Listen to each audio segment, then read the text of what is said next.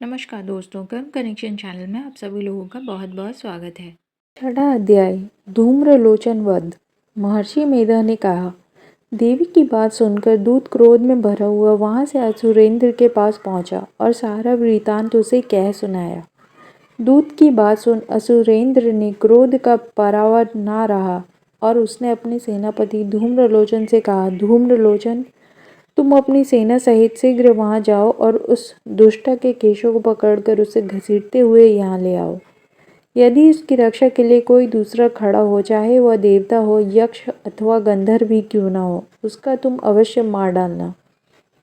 महर्षि मेधा ने कहा, शुंभ के इस प्रकार आज्ञा देने पर धूम्रलोचन 60,000 राक्षसों की सेना को साथ लेकर वहां पहुंचा और देवी को देख ललकार कर कहने लगा, अरे तू अभी शुंभ और निशुंभ के पास चल। यदि तू प्रसन्नता पूर्वक मेरे साथ न चलेगी तो मैं तेरे केशों को पकड़कर घसीटता हुआ तुझे ले जाऊंगा।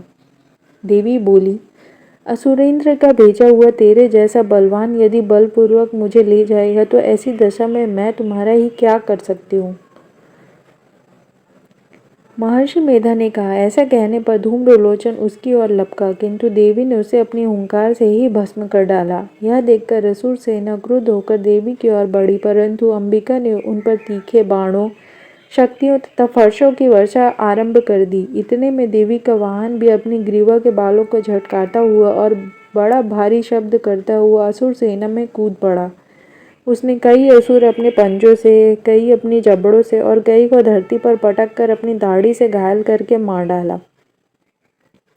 उसने कई असुरों के सामने अपने नख से पेट फाड़ डाले और कई असुरों को तो केवल थप्पड़ मारकर सिर धड़ से अलग कर दिया।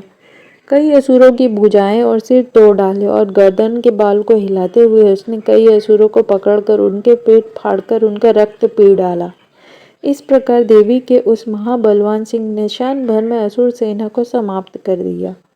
शुंभ ने जब यह सुना कि देवी ने धूम्रलोचन असुर को मार डाला है और उसके सिंह ने सारी सेना का संहार कर डाला, तब उसको बड़ा क्रोध आया। उसके मारे क्रोध के ओंठ फड़कने लगे और उसने चंड तथा मुंड नामक महाअसुरों को आज्ञा दी, हे चंड, हे मुंड, तुम अपने साथ एक बड़ी सेना लेकर वहां जाओ और उस देवी के बाल पकड़कर उसे बांधकर तुरंत यहाँ ले आओ।